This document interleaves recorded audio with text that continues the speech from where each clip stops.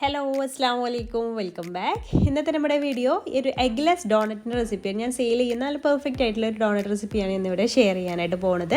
അപ്പോൾ ഞാനിപ്പോൾ ഉണ്ടാക്കുന്ന ഒരു ക്വാണ്ടിറ്റി വെച്ചിട്ടൊരു 16 ഡോണറ്റ് വരെ നമുക്ക് ഉണ്ടാക്കിയെടുക്കാം. അപ്പോൾ അത്രയും ക്വാണ്ടിറ്റിയിലൊക്കെ നിങ്ങൾക്ക് വേണമെന്നുണ്ടെങ്കിൽ ഈ ഒരു മെത്തേഡ് നിങ്ങൾക്ക് സ്വീകരിച്ചാൽ മതി. ഇത് അത്യാവശ്യം വലിയ സൈസിലുള്ള ഡോണറ്റാണ്. അപ്പോൾ നിങ്ങൾക്ക് ചെറിയ സൈസിലാണെന്നുണ്ടെങ്കിൽ 16ലും കൂടുതൽ നിങ്ങൾക്ക് ഡോണറ്റ് ഉണ്ടാക്കിയെടുക്കാം കേട്ടോ. അപ്പോൾ ഞാനൊരു ഡോണറ്റ് കട്ടർ വെച്ചിട്ട് ഉണ്ടാക്കിയെടുക്കുന്ന ആ ഒരു വലുപ്പത്തിലാണ് ഈ ഒരു ഡോണറ്റ് ഇവിടെ റെഡിയാക്കി എടുക്കാനായിട്ട് പോകുന്നത്. അപ്പോൾ ഇതിൻ്റെ പകുതി ക്വാണ്ടിറ്റിയാണ് നിങ്ങൾക്ക് മതിയെന്നുണ്ടെങ്കിൽ ഇതിൻ്റെ പകുതി എടുത്താൽ മതി, അളവും കാര്യങ്ങളൊക്കെ. പിന്നെ അതിൻ്റെ റെസിപ്പി ഞാൻ മുന്നേ അപ്ലോഡ് ചെയ്തിട്ടുണ്ട് കേട്ടോ, പകുതി ക്വാണ്ടിറ്റിയിൽ. അപ്പോൾ നമുക്കിത് റെഡിയാക്കി തുടങ്ങാം. അപ്പോൾ ഒരു ബൗൾ എടുത്തിട്ട് അതിലേക്ക് ഇളം ചൂടുള്ള പാൽ ഒഴിച്ചു കൊടുക്കണം. അപ്പോൾ ഞാനിവിടെ 1.5 കപ്പ് പാലാണ് എടുത്തിട്ടുള്ളത്. നല്ല ചൂട് പാടില്ല, അതുപോലെ തന്നെ തണുത്ത പാലും ആവരുത് കേട്ടോ. ഒരു ഇളം ചൂട്, തൊട്ടാൽ പൊള്ളാത്ത രീതിയിലുള്ള ചൂട്. പിന്നെ അതിലേക്ക് നമുക്ക് ഈസ്റ്റാണ് ചേർക്കേണ്ടത്. അപ്പോൾ ഞാൻ ഡ്രൈഡ് ഈസ്റ്റാണ് എടുത്തിട്ടുള്ളത്. 4 ടീസ്പൂൺ ഈസ്റ്റാണ് കേട്ടോ ഞാൻ ഇതിലേക്ക് വേണ്ടിയിട്ട് എടുക്കുന്നത്. അപ്പോൾ ഞാനിവിടെ ടോട്ടൽ 4 കപ്പ് മൈദ വെച്ചിട്ടാണ് ചെയ്യുന്നത്. അപ്പോൾ അതിനനുസരിച്ച് ഈസ്റ്റ് എടുക്കുക. അപ്പോൾ 2 കപ്പാണെന്നുണ്ടെങ്കിൽ 2 ടീസ്പൂൺ ഈസ്റ്റ് മതി. ടീസ്പൂണാണ്, അപ്പോൾ 4 ടീസ്പൂൺ ഈസ്റ്റ് ചേർത്ത് കൊടുക്കുക. പിന്നെ പഞ്ചസാര 6 ടേബിൾ സ്പൂൺ പഞ്ചസാര ഇതിലേക്ക് ചേർത്ത് കൊടുക്കുന്നുണ്ട്. ചെറിയൊരു മധുരം കൂടെ ആകുമ്പോഴല്ലേ ആ ഒരു ഡോണറ്റ് ടേസ്റ്റ് ഉണ്ടാവുള്ളൂ. അപ്പോൾ 6 ടേബിൾ സ്പൂൺ പഞ്ചസാര കൂടെ ചേർത്തിട്ട് ഇത് നന്നായിട്ടൊന്ന് മിക്സ് ചെയ്തിട്ട് നമുക്ക് മാറ്റി വെക്കണം. ഒരു 10-15 മിനിറ്റ് നമുക്കിതൊന്ന് റെസ്റ്റ് ചെയ്യാൻ വേണ്ടിയിട്ട് വെക്കണം. അത് ഫെർമെനൻ്റ് ആവാൻ വേണ്ടിയിട്ടാണ്. അപ്പോൾ ഇത് അടച്ചു വെക്കുക. അപ്പോൾ ഇത് ഫെർമെനൻ്റ് ആയെങ്കിൽ മാത്രമേ നമ്മളെ ഡോണറ്റും നന്നായിട്ട് വരുള്ളൂ കേട്ടോ. അപ്പോൾ ഇത് ഫെർമെൻ്റ് ആയിട്ട് തന്നെ വെന്തിട്ടുണ്ട്. അപ്പോൾ ഇത് ഫെർമെൻ്റ് ആയിട്ടില്ല എന്നുണ്ടെങ്കിൽ ഡോണറ്റും നല്ല രീതിയിൽ നമുക്ക് കിട്ടില്ല. ഇനി നമുക്കിതിലേക്ക് മൈദ ചേർത്ത് കൊടുക്കണം. അപ്പോൾ ഞാനിവിടെ 4 കപ്പ് മൈദ ആട്ടോ ഇതിലേക്ക് വേണ്ടിയിട്ട് എടുക്കുന്നത്. 4 കപ്പ് മൈദ ഇതിലേക്ക് കറക്റ്റ് ആയിരിക്കും. അങ്ങനെ 4 കപ്പ് മൈദ ഇതിലേക്ക് ചേർത്ത് കൊടുക്കുന്നുണ്ട്. ഇതുപോലെ അങ്ങ് ഇട്ട് കൊടുത്താൽ മതി.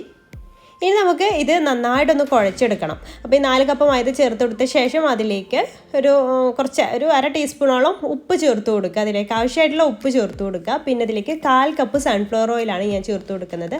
അതുകൂടെ ഒന്ന് ചേർത്ത് കൊടുത്ത ശേഷം കൈ വെച്ചിട്ട് നന്നായിട്ടൊന്ന് മിക്സ് ചെയ്തിട്ട് നമുക്ക് കുഴച്ചെടുക്കണം.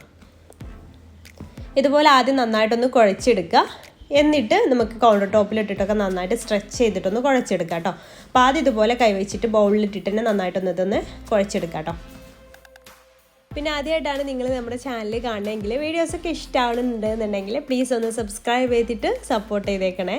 അപ്പോൾ അത് ഞാൻ ഇതിലിട്ടിട്ട് ജസ്റ്റ് ഒന്ന് ഇതുപോലെ ഒന്ന് കുഴച്ചെടുത്തിട്ടുണ്ട്. ഇനി നമുക്കിത് കൗണ്ടർ ടോപ്പിലിട്ടിട്ട് നന്നായിട്ട് തന്നെ ഒന്ന് കുഴച്ചെടുക്കണം. ഞാനിത് കൗണ്ടർ ടോപ്പിലിട്ടിട്ട് നന്നായിട്ട് സ്ട്രെച്ച് ചെയ്തിട്ടൊന്ന് കുഴച്ചെടുത്തിട്ടുണ്ടായിരുന്നു കേട്ടോ. ആ ഒരു വീഡിയോ മിസ്സായി പോയതാണ്. ആ കുഴക്കൽ മസ്റ്റാണ്. നന്നായിട്ട് തന്നെ സ്ട്രെച്ച് ചെയ്തിട്ട് നമ്മൾ കുഴച്ചെടുക്കുക. അതിനുശേഷം ഈ ഒരു ബൗളിലേക്ക് തന്നെ ഇത് വെച്ച് കൊടുത്തിട്ട് അതിൻ്റെ മുകളിൽ കുറച്ചൊന്ന് ഓയിൽ സ്പ്രെഡ് ചെയ്തിട്ട് എല്ലാ ഭാഗത്തേക്കും ഈ ഓയിലൊന്ന് ആക്കി കൊടുത്തതിന് ശേഷം നമുക്കിത് അടച്ചു വെച്ചിട്ട് റെസ്റ്റ് ചെയ്യാൻ വേണ്ടി ഒന്നെങ്കിൽ ക്ലിങ് ഫിലിം വെച്ചിട്ടൊന്ന് റാപ്പ് ചെയ്തിട്ട് അങ്ങനെ അടച്ചു വെക്കുക. അതല്ലാന്നുണ്ടെങ്കിൽ ഒരു ചെറിയൊരു പാത്രം വെച്ചിട്ട് അടച്ചു വെച്ചാലും മതി. എന്നിട്ട് നമുക്കൊരു 1.5 ചിലപ്പോൾ മാക്സിമം 2 മണിക്കൂർ തന്നെ മതിയാവും. അത്രയും നമുക്കിതൊന്ന് റെസ്റ്റ് ചെയ്യാൻ വേണ്ടിയിട്ട് വെക്കണം.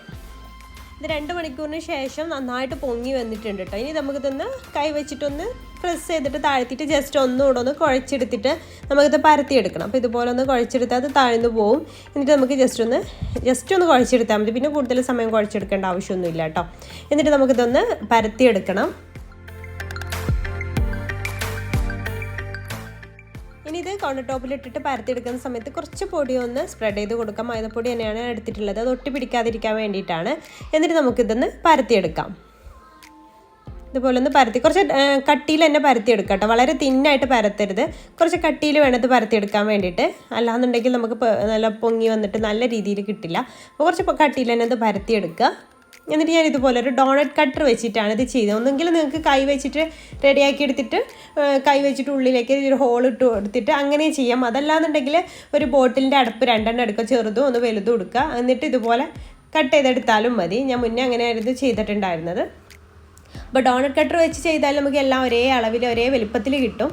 പിന്നെ ബോട്ടിലിൻ്റെ അടപ്പ് വെച്ചാൽ ഒരേ വലുപ്പത്തിൽ തന്നെ കിട്ടും കേട്ടോ. അപ്പോൾ അത് ഡോണറ്റ് കട്ടർ ഇല്ലാത്തവർ അങ്ങനെ ചെയ്താലും മതി. അപ്പോൾ ഇതുപോലെ എല്ലാം ഒന്ന് ഇങ്ങനെ കട്ട് ചെയ്തിട്ട് എടുക്കുക.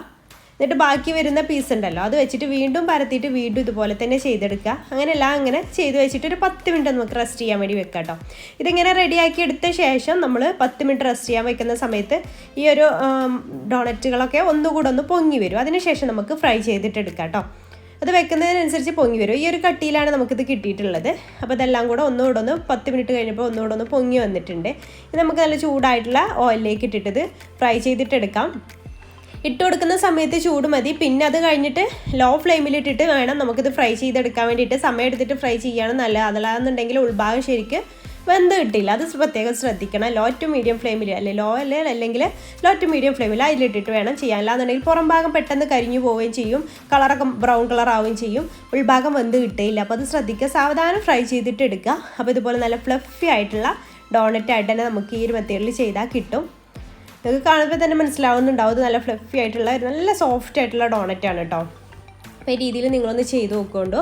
അപ്പോൾ ഇതുപോലെ ബാക്കിയുള്ളതെല്ലാം നമുക്ക് ഫ്രൈ ചെയ്തിട്ട് എടുത്തിട്ടുണ്ട്.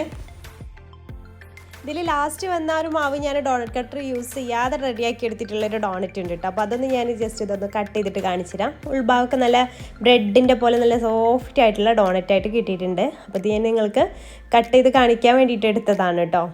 അപ്പോൾ ഇത് കണ്ടോ, ഞാനത് ഡോണറ്റ് കട്ടർ യൂസ് ചെയ്യാതെ ഉള്ളിലേക്ക് കൈ വെച്ചിട്ടൊരു ഹോൾ കൊടുത്തിട്ട് അങ്ങനെ ജസ്റ്റ് ഉണ്ടാക്കിയതാണ്. അപ്പോൾ ഇതിൻ്റെ ഉള്ളൊക്കെ കാണുമ്പോൾ നിങ്ങൾക്ക് മനസ്സിലായിട്ടുണ്ടാവും. പിന്നെ അതൊക്കെ തണുത്ത ശേഷം നമുക്കിതിലേക്ക് ചോക്ലേറ്റ് ഡിപ്പ് ചെയ്യാനുള്ളതൊക്കെ അങ്ങനെ വേണമെങ്കിലും കഴിക്കാം. പിന്നെ വേണമെങ്കിൽ സെയിൽ ചെയ്യാൻ, ഇപ്പോൾ ഞാനിത് സെയിൽ ചെയ്യാൻ വേണ്ടിയിട്ടുള്ളതാണ്. അപ്പോൾ ഞാൻ ചോക്ലേറ്റ് ഒന്ന് മൈക്രോവേവിൽ മെൽറ്റ് ചെയ്തെടുത്തിട്ടുള്ള ചോക്ലേറ്റാണ് കേട്ടോ. അപ്പോൾ നിങ്ങൾ ഡബിൾ ബോയിൽ ചെയ്തെടുത്താലും പിന്നെ ചോക്ലേറ്റ് മെൽറ്റ് ചെയ്യുമ്പോൾ ശ്രദ്ധിക്കേണ്ട കാര്യങ്ങളൊക്കെ അറിയാലോ. പിന്നെ ഡബിൾ ബോയിൽ ചെയ്യുമ്പോഴോ എങ്ങനെ ആകുമ്പോഴും വെള്ളം ഉണ്ടാകാൻ പാടില്ല. ഞാനിപ്പോൾ ഇത് മൈക്രോവേവ് ചെയ്തെടുത്തതാണ്. എന്നിട്ടൊരു ബട്ടർ പേപ്പറിൽ ഇതിങ്ങനെ വെച്ച് കൊടുക്കുക. ബട്ടർ പേപ്പറിലാകുമ്പോൾ തൊട്ട് പിടിക്കില്ലല്ലോ. അപ്പോൾ ഓരോന്നിങ്ങനെ ചോക്ലേറ്റിൽ ഡിപ്പ് ചെയ്തിട്ട് ബട്ടർ പേപ്പറിൽ ഇങ്ങനെ വെച്ച് കൊടുക്കാം. അപ്പോൾ ബാക്കിയെല്ലാം അതുപോലെ ചെയ്ത് പിന്നെ നമുക്ക് ഇഷ്ടമുള്ള ഡെക്കറേഷൻസ്, അത് ആ ഒരു ചോക്ലേറ്റ് ഉണങ്ങുന്നതിന് മുന്നേ തന്നെ ഇഷ്ടമുള്ള ഡെക്കറേഷൻസ് ഒക്കെ ചെയ്ത് കൊടുക്കുക. അപ്പോൾ ഞാൻ കുറച്ച് ഗോൾഡൻ കളറുള്ള സ്പ്രിങ്കിൾസ് ഒക്കെ ഇട്ട് കൊടുക്കുകയാണ് ചെയ്യുന്നത്. ചോക്ലേറ്റ് ഉണങ്ങുന്നതിന് മുന്നേ തന്നെ ഈ ഒരു ഡെക്കറേഷൻസൊക്കെ ചെയ്യാൻ ശ്രദ്ധിക്കുക, അല്ലാന്നുണ്ടെങ്കിൽ പിന്നെ അതിൽ ഒട്ടി പിടിക്കില്ല. അപ്പോൾ അങ്ങനെ അതെല്ലാം ഇട്ട് കൊടുക്കുന്നുണ്ട്. അപ്പോൾ ഇത്രയേ ഉള്ളൂ. നല്ല പെർഫെക്റ്റ് ആയിട്ടുള്ള ഡോണറ്റ് റെസിപ്പി നിങ്ങൾക്ക് റെഡിയാക്കി എടുക്കാനായിട്ട് പറ്റും. ഈ ഒരു മെത്തേഡിൽ നിങ്ങൾ ചെയ്യുകയാണെന്നുണ്ടെങ്കിൽ എഗ്ഗിൻ്റെ ടേസ്റ്റ് ഇഷ്ടമില്ലാത്തവർക്കൊക്കെ ഈ രീതി ചെയ്താൽ മതി. എഗ്ഗ്ലെസ് ഡോണറ്റ് റെസിപ്പിയാണ്. അപ്പോൾ ഒരു വീഡിയോ നിങ്ങൾക്ക് ഇഷ്ടമായി എന്ന് വിചാരിക്കുന്നുണ്ട്. ഇഷ്ടമായിട്ടുണ്ടെങ്കിൽ ലൈക്ക് ചെയ്യാനും മറ്റുള്ളവരിലേക്ക് ഷെയർ ചെയ്യാൻ താല്പര്യം ഉണ്ടെങ്കിൽ ഷെയർ ചെയ്യാനും മറക്കരുത്. പിന്നെ നമ്മുടെ പുതിയ ചാനൽ സ്റ്റാർട്ട് ചെയ്ത കാര്യം നിങ്ങൾ അറിഞ്ഞു കാണുമെന്ന് വിചാരിക്കണം. നമ്മുടെ ബേക്കിങ്ങിന് മാത്രമായിട്ട് ഇപ്പോൾ ബേക്കിംഗ് ക്ലാസ്സാണ് ഇപ്പോൾ നടന്നുകൊണ്ടിരിക്കുന്നത്. ഇപ്പോൾ റിമാമി ബേക്സ് എന്നാണ് ചാനലിൻ്റെ പേര്. കണ്ടിട്ടില്ലാത്തവരുണ്ടെങ്കിൽ ഡിസ്ക്രിപ്ഷൻ ബോക്സിൽ അതിൻ്റെ ലിങ്ക് കൊടുക്കാം. ഫസ്റ്റ് കമൻറ്റായിട്ടും പിൻ ചെയ്തേക്കാം കേട്ടോ. അപ്പോൾ ഞാനിതാ ഈ ഡോണറ്റെല്ലാം ബോക്സിലാക്കി വെച്ചിട്ടുണ്ട്. ഇത് ഇതിൽ 6 ഉള്ളൂ കേട്ടോ. പിന്നെ അതിൻ്റെ കൂടെ സ്പാനിഷ് ഡിലൈറ്റിൻ്റെ ഓർഡർ ഉണ്ടായിരുന്നതിന് മുന്നേ വീഡിയോ അപ്ലോഡ് ചെയ്തിട്ടുണ്ടായിരുന്നു. അതിൻ്റെ ലിങ്ക് വേണമെങ്കിൽ ഡിസ്ക്രിപ്ഷൻ ബോക്സിൽ കൊടുക്കാം. അപ്പോൾ ഈ ഒരു ഡോണറ്റിൻ്റെ പ്രൈസ് എന്ന് പറയുന്നത് ഞാൻ ഒരു ഡോണറ്റിന് 40 രൂപ വെച്ചിട്ടാണ് കേട്ടോ സെയിൽ ചെയ്യുന്നത്. അപ്പോൾ ഇൻഷാ അല്ലാഹ് പുതിയൊരു വീഡിയോ ആയിട്ട് നമുക്ക് അടുത്തൊരു ദിവസം കാണാം. താങ്ക്